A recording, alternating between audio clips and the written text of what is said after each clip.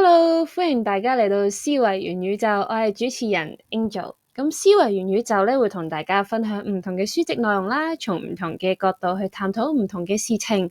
亦都希望幫助大家建立一個理性嘅批判思考啦。亦都歡迎大家每次聽完節目之後咧，會喺下邊嘅留言區嗰度咧作出理性嘅討論。咁事不宜遲，開始我哋第一集嘅內容啦。咁咧，第一集嘅內容咧，我係會同大家分享一本人物傳嘅。咁呢個人物咧係我嘅偶像嚟嘅，作為 INTJ 嘅參考對象咧，我係非常之 appreciate 佢所做嘅一切啦。同埋，我覺得我冇100%，起碼都有50%理解佢所做嘅嘢，同埋佢想構建嘅一個點樣嘅世界。咁佢係一個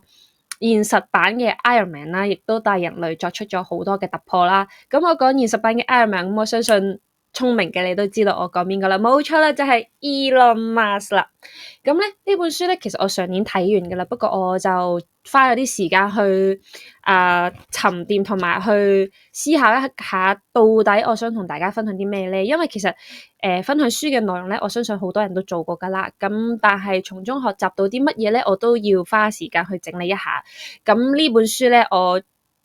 終於作為第一本書去開呢個 channel 咧，我就已經 group 好咗3大要點同大家去分享㗎啦。咁呢一集嘅內容咧，其實我覺得非常之適合喺人生道路上面去尋找目標意義啊，又或者甚至乎係諗緊創業嘅你嘅。因為點解咧？其實 Elon Musk 嘅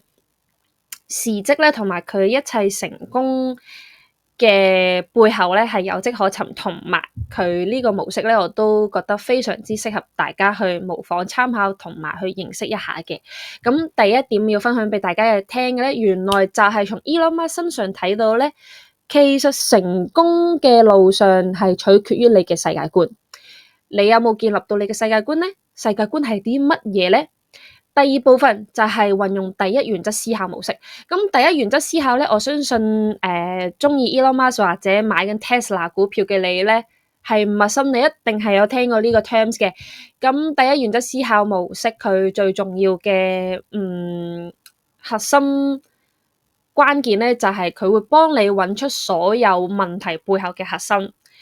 而且佢都會有助於你去學習唔同嘅事物，或者去適應唔同嘅事情嘅。咁第三樣嘢啦，我相信喺香港地咧，其實都大部分人都面對住嘅一個問題，就係點樣從你嘅原生家庭去跳出嚟，去尋找自己真正嘅人生咧。咁以下就係我要同大家分享嘅3大重點啦。好，第一部分就係你嘅成功法則，取決於你有冇建立到一個完整嘅世界觀。咁世界觀係啲乜嘢咧？佢係指你嘅人生觀啦、價值觀啦，你點樣睇呢個世界咧？同埋你覺得人同宇宙係有啲咩聯繫嘅？咁呢個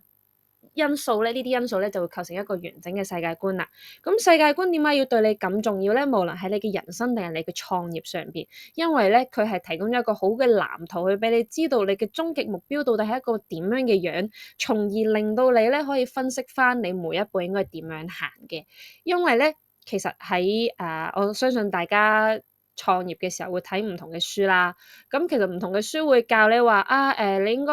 要 set 啲咩目標規範啊，又或者係認識你嘅大眾等等呢啲我唔可以講話廢話，但係佢可能未必講到去最確切嗰個 point，就係原來係你自己嘅世界觀一直影響緊你點樣去構成一個好好嘅企業藍圖。你嘅世界觀其實係一個指引嚟嘅，係一本指南嚟嘅。舉個例子啦，譬如超級市場，佢嘅世界觀就係覺得人係應該要喺同一個地方咧去買所有嘅嘢，即係買晒所有日常生活所需嘅嘢啦，唔需要好似木蘭辭入邊咁樣去東市集去買馬鞍，西市集去買馬鞭啊，去類似咁樣咧，即係你去買唔同嘅嘢，你要去唔同嘅地方去買嘅。而超級市場佢呢個細細嘅 store 咧，佢俾嘅世界觀咧就係你可以喺呢一個咁嘅小 store 入邊咧，你可以買晒所有日常生活需要嘅嘢啦。咁呢個就係一個類似你嘅企業去提供咗一個乜嘢嘅世界去俾人哋啦。而世界觀佢嘅重點在於咧，其實佢提供咗黏合性俾你嘅觀眾，就好似超級市場咁樣。超級市場佢提供咗便利啦，為人類帶嚟咗便利啦。咁所以咧，作為一個師奶或者一個生活繁忙嘅人嚟講咧，其實佢係好 buy 呢個 concept 嘅，因為呢個有利於佢嘅人生。咁呢個就係你嘅世界觀點樣去影響人哋，而人哋去 buy 啦。好啦，咁我哋而家就睇下 Elon Musk 嘅世界觀係點樣構成，同埋佢到底係個腦入邊係諗緊啲乜嘢嘅咧？我哋就睇一睇啦。咁咧，Elon Musk 咧，其實從細到大，因為家庭背景嘅原因啦，咁佢會收埋自己。咁收埋自己嘅小朋友通常會做咩咧？冇錯啦，就係睇書。以前可能遊戲機唔發達，又或者 LEGO 都唔係好多種類嘅時候咧，其實佢就係會選擇匿埋喺異國去睇書噶啦。佢睇嘅書通常有啲乜嘢咧？有物理類啦，有百科全書類啦，同埋科幻小說類嘅。咁你可以見到啦，佢睇呢啲書嘅時候，其實建立咗佢世界觀係比較有科學、有系統、有邏輯，以至於佢大個去思考問題嘅時候咧，佢都係從一啲物理角度或者係科學嘅角度去思考，而呢個都好大程度影響咗佢識得運用第一原則思考模式嘅。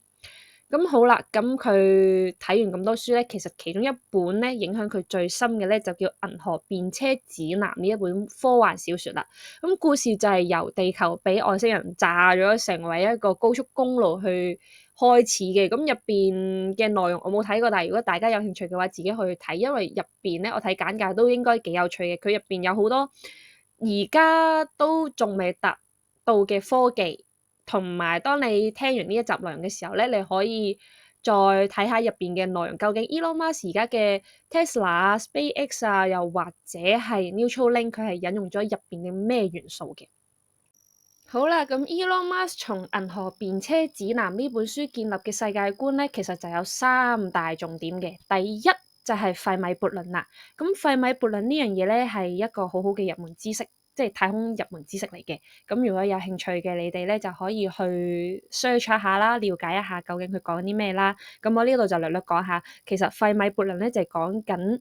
佢認為人類或者係呢個宇宙唯一一個高智慧生物嚟嘅。點解咧？如果係有第二種高智慧生物嘅話，咁點解佢唔嚟揾我哋咧？係因為我哋人類未夠班俾佢哋去揾，定係其實我哋人類真係宇宙嘅唯一一種高智慧生物咧？咁 base on 呢樣嘢咧，其實 Elon Musk 就覺得佢係一個責任去延續人類呢個種族，因為人類呢個種族如果一旦冇咗嘅話，就真係呢個宇宙就完全冇晒高智慧生物噶啦。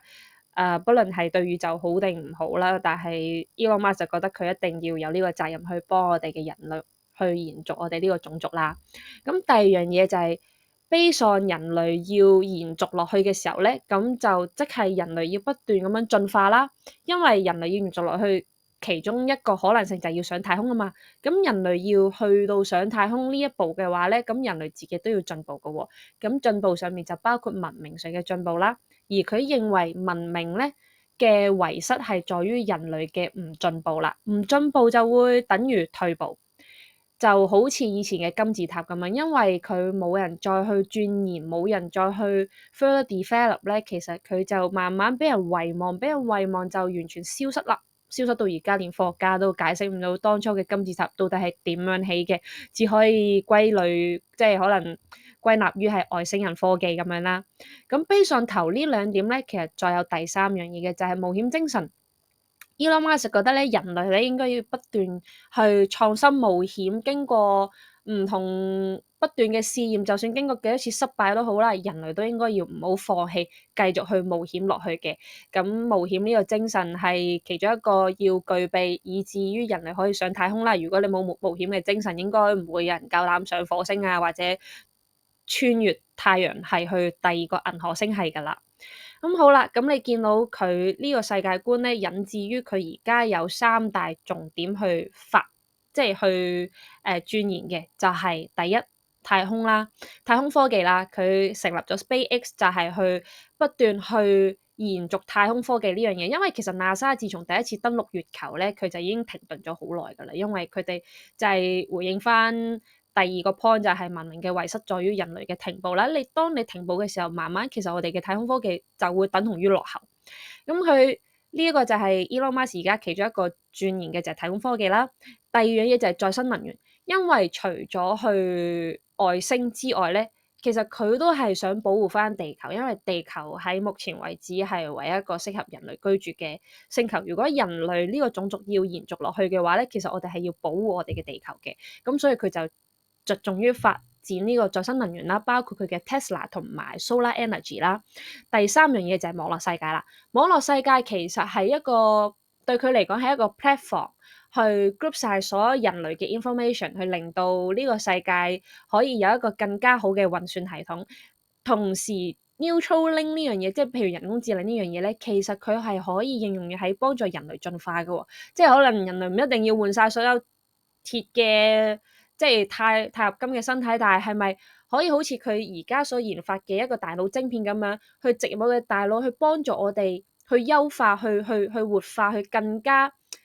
utilize 我哋大腦嘅運用咧？咁呢樣嘢都係佢其中一個着重嘅方面啦。咁好啦，聽完呢啲咧，你就會依然好奇，咁即係世界觀對我哋嘅創業之路有啲咩咁重要啊？咁我哋就再講下佢嘅創業模式咯。咁佢嘅創業模式咧，其實我會稱之為下棋般嘅創業模式嘅。咁好似我啱啱所講咁樣啦，佢嘅產業其實都有好多種，而佢嘅 history 咧就大概係有重點嘅有咧，一開始名為 X.com 嘅 PayPal 啦，跟住就係人人熟悉嘅 Tesla 啦。我相信而家嘅你應該都有幾十 percent 嘅你係有買到 Tesla 股票嘅，然後就 Solar Energy、SpaceX 同埋而家人人都好 hit 即係個好 hit topic 嘅 Neuralink 啦。咁呢樣嘢咧，其實你見到佢一步一步一步去構成佢一個科學智能或者係人類進步嘅一個世界嚟嘅。咁呢樣嘢你就會見到，其實佢嘅世界觀係形成咗一個藍圖，俾佢一步一步啦。佢首先開拓咗呢個網絡市場，佢而家即係雖然當初話 X.com 呢樣嘢俾 PayPal 呢個名取代咗啦，佢亦都賣咗俾人啦，但係佢而家都收購埋咗 Twitter， 然之後改翻名做 X.com， 去成為佢下一個拓展嘅一個 platform 啦。其實佢想做嘅嘢係類似 WeChat， 嚟睇下佢究竟用 Twitter 點樣去超越 WeChat 呢個平台啦。咁然之後咧，喺呢一部分咧，其實我最想大家去學習嘅咧，就係佢呢一種嘅下棋般嘅創業模式。我唔可以話佢係一個好有策略嘅人，其實佢冇策略㗎。你會見到佢呢個都唔可以講話係策略，但係就因為佢有佢嘅世界觀，佢有佢嘅藍圖，佢知道佢要做乜嘢，所以當佢有咗 Tesla 嘅時候，佢發現Tesla 電動車，但係喺呢個再生能源嗰度仲未夠，佢就再進一步發展咗佢嘅 Solar Energy 呢個公司啦。然之後咧，其實佢仲有一個叫 Boring Company 嘅公司嘅。Boring Company 咧，其實有兩種譯法嘅，一種就係無聊公司，第二種就係佢係一種叫tunnel 嘅鑽研嘅一種技術啦，即係用嚟挖掘地下隧道嘅。第三就係佢嘅 Neuralink。其實呢樣嘢你看似平平無奇，好似毫無唔係，你會看似毫無啦楞咁，但係其實你諗深一層，當一個世界去達到咗一個自動駕駛系統嘅時候咧，呢架車佢唔係只一架車，你要退一步幻想成個 picture，就係天上會有佢嘅 SpaceX 佢嘅星鏈去提供 GPS 定位。地下咧，佢可能會再做人車分隔，人喺路面上行，車就喺地底下邊過。咁地底甚至可能再加啲，譬如 sensor 或者一啲AI tools 去加住佢，唔需要即係可能地下嘅 AI tools 同埋天上嘅 GPS 咧結合埋一齊運輸，然之後再進一步咧，可能連到陣時每人一個大腦入邊嘅人工晶片咧，都係一個連結，咁樣三合一連結埋一齊咧，就令到佢嘅自動系統咧就更加完善啦。咁其實當你睇到呢個 picture 嘅時候咧，你就會發現其實佢所有嘅 company 之間都係有關係嘅喎。咁呢個就係叫下棋般嘅創業模式啦。咁換言之係咩咧？當你有世界觀，當你想創業嘅時候咧，其實你嘅目標 A 咧，佢唔係淨係得一嚿嘢一個 product 咁簡單，你要放大嚟睇。首先第一點，當你要去到呢個目標 A 嘅時候咧，你會唔會將佢斬成 B、C、D 咁樣一步步去，然之後再結合成 product A 咧？第二樣嘢就係當 product A 嘅時候，佢需要有啲咩配套咧？成個畫面嚟睇，好簡單，就係譬如話你發明咗一支筆，你想佢用得即係為用戶帶嚟一個更加好嘅體驗，可能連張紙都係嘅喎，連墨水都係嘅喎，連環境都係嘅喎，咁就越放越大，越放越大，就令到你嘅 customer 去感受嗰個世界係第二個層次嚟。咁呢一樣嘢咧，係創業嘅你咧，要好好咁去思考一下、摸索一下嘅一種模式嚟嘅。咁從 Elon Musk 身上睇到咧，世界觀嘅建立就係嚟自於睇大量嘅書籍。咁其實唔單止嘅喎，咁仲有第二樣嘢，其實佢都同第一原則思考咧，其實都有密切嘅關聯。好啦，咁就第二部分，我哋就要講下第一原則思考係點樣可以打開你人生嘅唔同捷徑，同埋點樣幫助你建立一個世界觀嘅。咁入邊咧，我哋就會講3個小 topic 啦。第一就係第一原則思考點樣建立咧，其實佢就同多元學習同埋你嘅世界觀有關聯啦。第二就係佢喺成本控制上邊係點樣運用。第三就係當你創立一間公司嘅時候，你係應該要專注技術上邊嘅。咁第一部分就係講緊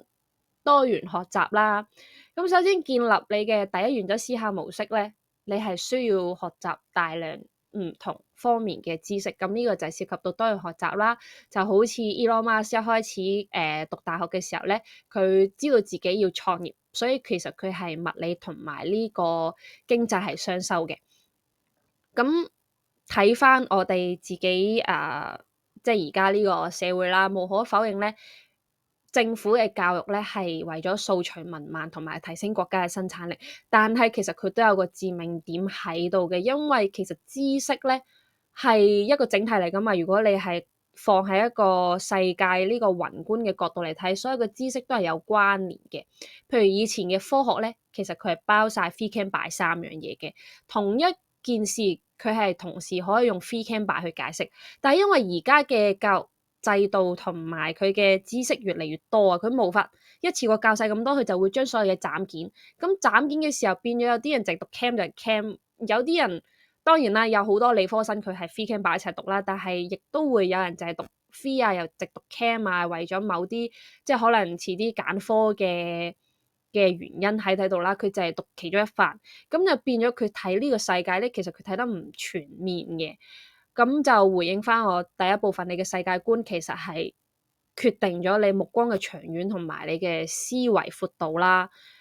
咁即係決定咗你嘅層次咯。咁所以我哋平凡咁，當然我哋冇有錢人嗰種高等教育去睇更加多嘢啦。咁作為一個普通基層嘅我哋點樣可以喺大個咗之後靠自學嚟改變自己咧？而靠自學係咪真係改變到自己咧？咁我喺呢度首先要肯定咗一個答案，就係係嘅，你可以靠自學去改變自己嘅。咁點樣改變？咁就係以下嘅內容啦。咁首先，我啱啱就所講話，第一原則思考係涉及到一個係多元學習啦。但係你多元學習嘅時候，你點樣去拎up翻你所有嘅知識咧？咁我首先呢度開始舉一個例俾大家先。咁就係我唔知大家有冇聽過文藝復興三大巨頭，其中一個就係達文西啦，李安納度達文西。咁其實佢即係大家聽呢個名就係畫家嘛，畫蒙羅麗莎嗰個嘛。係啊，佢係畫蒙羅麗莎嗰個，但係其實佢唔淨係畫蒙羅麗莎㗎，其實佢係涉及到好多方面，包括幾何圖啊、建築啊、音樂啊、解剖、生物、植物、天文、土木工程等等。其實佢係喺嗰個時代，佢係接觸晒所有嘅科學知識、所有嘅藝術知識、所有嘅文學知識嘅。而佢因為佢嘅涉獵咁廣泛，先至可以令到佢喺藝術上面有咁高嘅成就，因為佢畫嘅嘢係有 logic，佢連畫人體佢都走去解剖，畫得分割咗成黃金比例，即係佢一個發現啦，就係人體原來有黃金比例呢樣嘢，就因為佢都有去學到幾何學嘅。咁所以你會見到呢個世界嘅知識係真係互相關聯咁apply 喺你嘅事業上面啦，你工作上面啦。咁如果你係工程師嘅，咁其實原來你唔係淨係要識計數嘅喎，你就係仲要識畫畫啦、畫圖啦、去表達啦，甚至係你要識 architect。所以點解而家有陣時有啲職業你會覺得諗唔明點解佢好似明明呢個職業，但係佢又好似做嘅嘢又咁，即係咁局限咧，就因為其實都係歸根究底就係我哋嘅教育系統將我哋嘅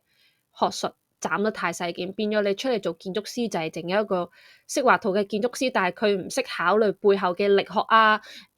真係建築上邊要用到嘅技術等等，佢未必考慮到，就變咗而家所有人嘅職業上佢考慮到，佢考慮得其實係唔全面嘅，咁你就要思考下喺你嘅工作崗位上面，你點樣去令到你做嘅嘢係可以更加全面啲？咁其實當然啦，呢個就係講緊你未來嘅競爭性，就係你做嘢嘅時候，你係咪一個全面嘅咧？咁呢個就涉及到你可以知道究竟自己喺職業上面要學習啲乜嘢技能啦。咁呢個就係講多元化學習，而多元化學習去點樣影響你嘅世界觀咧？就係因為其實佢會令到你從唔同嘅角度去睇嘅，即係譬如話你見到失業潮，你就會用經濟學角度即刻諗到啊，原來呢個就係經濟一個週期。如果你見到颱風，你就會即刻拎 up 到天文學，就係哦，原來呢個就係氣候變化嘅其中一個節點啊，又或者呢個世界越嚟越多颱風啦，其實佢呢個氣象變化背後係咩咧？可能真係人類嘅污染噶喎，咁你就會有一個好宏偉嘅想法喺度，你就會知道作為一個人，你對呢個地球要負上啲咩責任同埋義務啦。咁呢個就係講緊多元化思考啦，就係令到我哋日常生活可以舉一反三，咁成就更加多嘅可能啦。咁第二點咧，我哋就要講緊嘅就係成本控制啦。咁我當然啦，呢樣嘢就係小至師奶、大至老闆都一直面對嘅一個問題嚟嘅。咁假設你而家係諗住創業，你諗住開一間 cafe，咁你喺考慮成本上面嘅時候，有包括你嘅裝修啦、你嘅台台凳凳啦，最重點嘅就係你嘅咖啡豆同埋你嘅咖啡機。咁喺考慮呢啲成本嘅時候咧，其實你會唔會諗深一層？除咗左右 compare 唔同嘅供貨商佢俾你嘅嘢之外，你會唔會諗下究竟乜嘢去控制咗呢啲嘢嘅成本咧？其實當你諗深一層之後咧，其實你會發現控制成本咧，主要有三大樣嘢嘅。第一就係產地啦，佢產地嘅品種啦、氣候等因素影響啦。第二就係佢嘅技術，佢整豆嘅技術，佢整咖啡機嘅技術。第三就係政治啦，即係譬如一啲國家同國家之間嘅貿易關係啊，又或者佢一啲國際法，包括一啲公平貿易等等呢啲農民保護法等等呢啲，佢都會影響咗你想買嘢嘅嗰個 product 嘅成本嘅喎。而呢啲嘢咧都係講緊一個 terms 就係叫做稀有性啦。咁所以當你想去解決成本問題嘅時候咧，你要唯一做嘅咧就係解決佢嘅稀有性。咁好啦。解決稀有性即係點啊？即係譬如話，如果佢係少有嘅，即係佢真係生產得少，佢係產地問題，佢嗰個培養成本真係高嘅，令到佢少或者甚至係佢嘅原材料比較稀有嘅，咁你咪揾其他嘅替代品咯，係咪？咁如果佢係冇技術嘅，所以令到佢嗰樣嘢貴嘅，咁你咪去諗辦法去模仿佢，去延續佢嗰個技術咯。如果第三係政治因素嘅。咁你當你係一個企業嘅老闆，你會唔會揾到一啲途徑去同一啲政府部門甚至係立法部門去溝通咧？咁當然呢啲就係涉及到一啲商會嘅嘢啦。咁商會嘅嘢我呢度唔係好熟，就唔同大家分享啦。咁而呢三個例子咧，我哋就從 Elon Musk 身上睇下佢究竟係點樣運用噶咯。咁其實咧，Elon Musk 咧就喺創立 SpaceX 嘅前期咧，佢係諗住買入俄羅斯嘅二手火箭去作為佢嘅研究嘅，但係咧。可惜啦，俄羅斯人咧就比較高傲啲啦，又嘲笑佢美國佬啦，咁就接二連三咁樣玩弄佢，甚至係一而再再而三調高個價嚟賣。咁呢樣嘢就令到 Elon Musk 好嬲好嬲，所以佢決定果斷放棄購買二手火箭，佢要自己研發。咁所以喺自己研發火箭嘅時候咧，佢就自然而然咁面對住上面個三個問題喎。第一，產地就係哎呀，產地原來都係俾人壟斷咗嘅。咁俾人壟斷唔緊要，技術都俾人壟斷都唔緊要，佢自己搞，佢自己就揀咗一個比較成本低嘅地方，叫瓜加林島。然之後咧，佢同嗰度嘅軍事阿頭去傾啊，你可唔可以借笪地俾我，同你簽訂啲咩條件？咁用咗一個低成本咧去買咗個產地俾佢研發，俾佢試呢個火箭啦。第二就係佢基本上已經佢因為產量同技術呢兩樣嘢咧，佢用70%咧已經改為咗自家研發，包括佢嘅火箭身啦、火箭板啦，甚至入邊嘅一啲運輸電腦系統啦，佢都係已經自己研發噶啦。第三樣嘢好重要嘅，我就係想同大家講第三點咧，就係點樣去質疑落後嘅規例。佢甚至係會同 NASA 同政府去談判嘅，因為點解咧？其實火箭以前咧，佢係即係大家都知以前嘅火箭地得 NASA 嘅啫嘛，以前大家淨係聽 NASA 嘅啫嘛。咁 NASA 作為一間類似半國企咁嘅公司，佢喺研發火箭嘅時候，佢自自然然會同政府一樣去立定咗一啲火箭嘅生產規例，譬如啲板嘅 size 幾厚啊，個火箭嘅 size 幾厚啊，涉及到一啲安全嘅因素，去令到個火箭嘅設計會有啲安全嘅 buffer，即係譬如逃生路線啊、耐熱程度啊等等等等。咁當 Elon Musk 自己研發嘅時候，佢咧就要求自己嘅團隊咧去質疑每一項嘅規例，每一項嘅要求，仲要係從物理嘅角度上去質疑。即係譬如話佢限制咗個底板可能要咁厚去承受耐熱嘅，咁如果我轉咗第二個更加先進嘅物料咧，因為你要知 NASA 嗰啲規例可能十幾年前、廿幾年前定嘅，佢嘅物料已經係十幾廿幾年前嘅物料。咁如果我呢一刻製造火箭，我用咗一個新嘅物料去替代嘅時候，其實佢耐熱程度比較高。咁我個板係咪可以製造得更加薄、更加輕咧？螺絲嘅數量規定係咪真係要咁多粒咧？我試完咗真係可以減少嘅話，咁其實我火箭嘅重量都係輕咗嘅喎。火箭輕咗，能源自然用得少咗，佢可能會令到個火箭用同樣嘅能源咧，佢可以飛到去更加遠嘅地方。咁所以呢個就係 Elon Musk 喺運用第一原則。即係佢喺成本控制嗰度咧，點樣運用佢嘅第一原則思考去質疑每一樣嘢，去令到每一蚊咧佢都係即係善用啦。第一原則思考咧，都係有助於你去營運你嘅 business 嘅。咁當中就係講緊你哋嘅技術專注啦。你嘅公司一定要係專注於技術，你先可以去令到你嘅企業為社會提供真正嘅解決方案嘅。咁除咗即係專注技術呢個方面，除咗啱啱我講成本控制個方面，你要質疑每項嘅成本，去令到你嘅技術更加有所提升之餘咧，其實第二樣嘢係講緊你點樣去 focus 你公司嘅重心，而呢樣嘢就係講緊你到底係 technical lead 啦，定係 marketing lead 啦。咁咩叫 technical lead 同埋 marketing lead 咧？我哋就睇 Apple 為例子啦。點解我會舉 Apple 咧？其實我自己用 Apple 咁多年，我所睇到嘅變化同埋個人嘅感悟咧，就係完完全全適合於用喺呢個例子度啦。首先以前咧，Steve Jobs 去仲在生嘅時候咧，其實你會見到 Apple 呢間公司佢完全係 technical lead 嘅，佢唔會同你講咩 marketing，我哋做 marketing 見到咩市場啲人中意啲乜乜乜，完全佢唔係講呢個嘅，佢係講Steve Jobs 喺每一次發佈會嘅時候，佢係以自己嘅獨特見解、自己嘅技術層面所發現嘅新發現啦，同埋佢自己個人哲學上面咧，佢去出發去研發佢自己嘅新 product 嘅。就譬如我而家手上仲有一部好耐之前嘅 SE 都第二代噶啦，唔係第一代噶啦。你會見到佢嘅 size 係Steve Jobs 講緊嘅黃金比例。而新嘅 iPhone 咧，呢個係13 mini，咁我係已經買緊最細嗰個。你會發覺揸上手嘅時候咧，兩者嘅分別已經唔同，兩者嘅外觀已經唔同。呢個係 technical lead，呢個就係 marketing lead。咁當然啦，佢13 mini 係有講緊少少，佢用緊 SE 嘅外形，但係佢大 mon 啲，咁呢個都係我買佢嘅原因啦。但係只要你睇翻其他 iPhone 咧，你會發覺佢而家嘅外觀已經基本上同 Samsung、小米冇分別，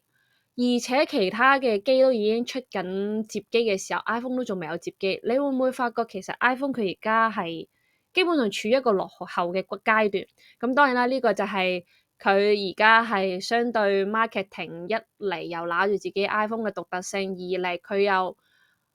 唔係真正咁從 technical 上邊去進步。咁呢個就搞到而家 Apple 係一個兩頭唔到岸嘅公司。而我所講嘅 technical lead 係啲乜嘢咧？嗱，technical lead 同 marketing lead 最大分別就係你要從 Elon Musk 嘅企業上面見到 Elon Musk 每次去研發 Tesla 同埋 SpaceX 嘅時候，佢係咪 marketing lead？佢唔係，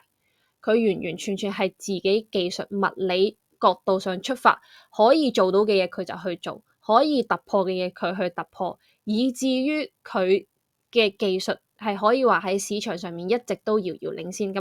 第二就係如果你係 marketing lead 咁會點咧？其實 marketing lead 咧有一個好大嘅弊病嘅就係、其實現時嘅市場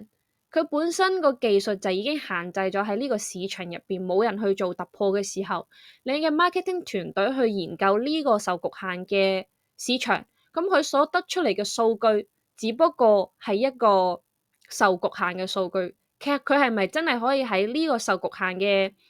data pool 入邊去諗到新嘅 idea 咧？佢諗到嘅新嘅 idea 係咪又會同物理角度，即係物理原則去有所違背咧？咁如果 marketing 佢諗到一啲諗法，其實佢要 technical team 不斷咁去試驗、去撞板嘅時候，咁係浪費緊你公司嘅時間同埋資源㗎喎。相反，如果你係交俾 technical team，佢哋自己用 technical 嘅角度去出發，去研究新嘅嘢，咁其實根本就唔需要佢哋，根本即係唔需要你現在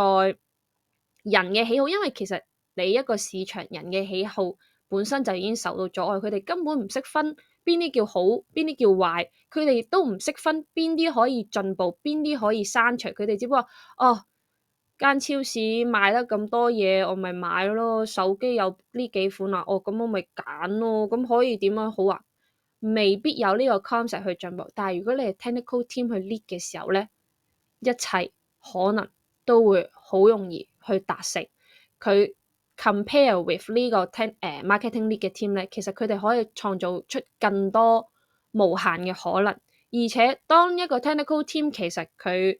回應翻我第一個小 point，佢話多元化學習，其實佢哋可以連結唔同嘅 concept，連結哲學啦，好似 Steve Jobs 咁樣，連結藝術啦，連結天文學，連結呢啲甚至係農業學等等，呢啲全部都係涉及到專業嘅知識範疇，係 marketing team 冇可能去接觸到或者冇可能去了解到連結嘅嘢。咁所以其實喺 Elon Musk 呢個企業嚟講咧，marketing team 同埋 HR team 永遠都係一個 support，而唔係一個引領企業前進嘅田團隊。咁所以喺呢樣嘢咧，我希望創業嘅你咧，好好搞清楚你遲啲，又或者而家已經做緊老闆嘅你，好好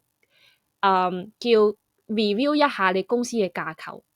其實你公司一直提供唔到 solution，係咪你用嘅方法錯咧？又或者你嘅重心擺落邊個 team 嘅上面已經錯咗咧？咁呢樣嘢，你哋都要諗一諗喎。就譬如話 HR team，其實 HR team 嘅專業係咩咧？你有冇諗過啊？咁作為老闆嘅你，你覺得擺 HR team 去 in 人嘅時候，佢真係可以幫你揾到適合你嘅人？你知道你未來做嘅 project 嗎？其實作為一個老細，你應該係清楚自己嘅公司係需要做一個點樣嘅 project，而一個點樣嘅 project，其實佢所需嘅人就已經係 totally 唔同晒㗎啦。即係你喺 in 一個人嘅時候，佢考試可能勁高分，但係佢係咪真係知道你個 project 要用啲咩咧？未必㗎喎。但係相反一個可能其實佢成績麻麻地，但係因為經驗搭夠，而佢個人係真係醒目嘅，佢知道你個 project 嘅問，佢喺 interview 嘅時候，佢知道你個 project 嘅問題核心喺邊一度，佢喺對答嘅時候已經話到俾你聽，其實呢個 project 應該係循住咩方向去行啊，應該用啲乜嘢 tools 去解決啊，等等呢樣嘢其實都一定要由你或者係你旗下嘅 technical 團隊去 in，咁先會得到一個有效嘅人才入到你公司。就好似 Elon Musk 咁，其實佢每次 interview 佢都係親自 in，就係咁解啦。因為只有你，只有老闆先會知道乜嘢人先適合你嘅 project。咁所以咧，喺呢一 part 咧，我就係講緊第一原則思考咧，就係講緊你點樣諗你公司上營運嘅每一步，包括成本啦、專業技術，即係技術專注啦，再加上就係你點樣去拓展你嘅企業，包括多元化學習，呢個亦都係喺培訓你嘅員工上面都係一個好好嘅方向嚟嘅。好啦，咁就嚟到我哋今集最後嘅尾聲部分啦。咁就想同大家講下點樣從你嘅原生家庭跳出嚟去行你自己真正嘅人生呢？咁喺香港地，我相信真係好多人都會面對住原生家庭呢個問題嘅。咁大部分人可能嚟自基層啦，咁當然都有人嚟自一啲富裕嘅家庭等等嘅。咁其實無論你嚟自邊度都好啦，其實可能父母對你嘅影響都頗大啦。咁所以呢度就要教大家點樣學習 Elon Musk 去用邊一種心態去面對自己嘅原生家庭咧。咁其實舉 Elon Musk 呢個例子咧都幾好嘅，因為其實第一佢係嚟自一個唔係好溫馨嘅家庭啦，第二就係其實佢而家嘅成就都好高超啦。咁我就覺得呢樣嘢都幾勵志，帶俾大家，即係唔係需要你去到佢咁高 level，但起碼可以令到你自己嘅人生過得舒服啲啊，或者你嘅心態睇開咗，咁都已經係一件好好嘅事嚟㗎啦。咁首先 Elon Musk 由細到大，點解佢咁中意睇書？其實好大程度都嚟自佢嘅成長環境都唔係咁好啦。細個喺南非長大嘅時候，因為身形瘦削，其實佢會俾學校嘅同學去欺凌啦。返到屋企嘅時候，因為父親某種性格嘅缺陷咧，其實佢嘅心靈都經常受到傷害嘅。咁當父母離異之後，佢跟住媽媽去生活嘅時候咧，其實佢媽媽因為工作長時間嘅關係，其實都同佢比較疏遠嘅，咁造成咗佢係鍾意匿埋自己，鍾意收埋自己一個性格。咁當然啦，當佢長大咗嘅時候咧，幸運地佢係非常之在乎自己，佢係重視自己嘅選擇嘅。咁佢選擇咗科學同埋創業呢條路嘅時候，雖然佢父親反對，但係佢已經唔再 care 佢父親講咩，佢亦都係因為睇到父親某啲行為之後，佢都果斷同父親斷絕咗關係啦。咁因為佢做咗呢一個決定，咁其實令到佢人生以後嘅所有事咧，都會有一種勇氣喺度。其實嗰種勇氣係嚟自於你一開始嗰種斷離嘅嗰一刻嘅決心嘅，其實。咁所以我唔係鼓吹大家一定要同自己原生家庭去切割，但係大家可以去諗一下有啲咩方法去調和。其實活返到去最根本就係你自己先係你自己一生中最重大嘅課題。你點樣過好自己嘅人生咧？點樣去面對自己嘅挑戰咧？咁呢個係你哋要自己去諗嘅。然之後，如果你家庭好幸運咁係嚟自一啲好即係條件好嘅家庭，咁父母係一啲